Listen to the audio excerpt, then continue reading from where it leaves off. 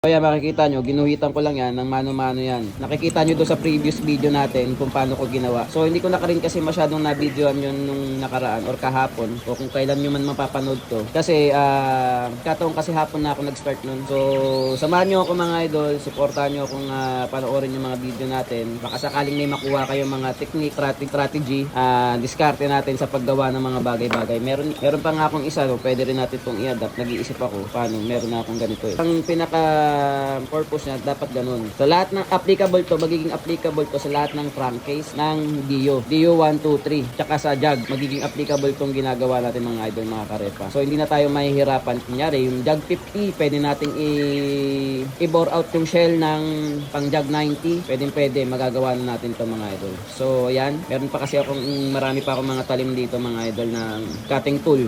Yan, cutting bit, kung ano man gusto niyo dyan. Tawag kasi rito blank steel tool to eh. Yan. Blanco lang to. Ganyan lang siya. Wala, hindi pa siya nakat.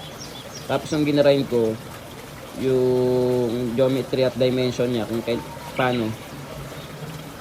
Yan. Ako na lang nag-grind yan. So, same thing din dito. Pasensya na sa mga kaibigan natin dyang tornero, mga marurunong na. Hindi naman ako expert dito, pero yan. Nag-aaralan natin. Yan. Nakikita nyo meron niyang, nakalimutan ko yung parang kanal na yan. Parang relief yan eh. Tapos to, positive brake to. Positive. Yan.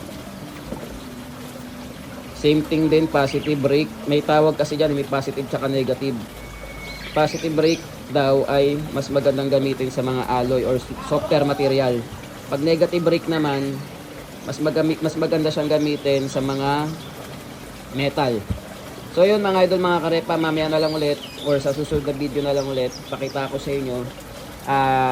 Kukumpunihin ko muna ulit to kasi para matapos na natin to, para may pakita ko naman na sa inyo yung magiging output nitong tools na ginagawa natin.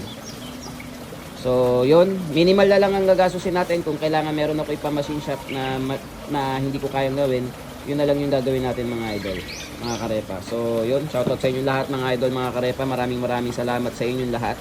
At huwag nyong kalimutang mag-like at share ng video natin mga idol.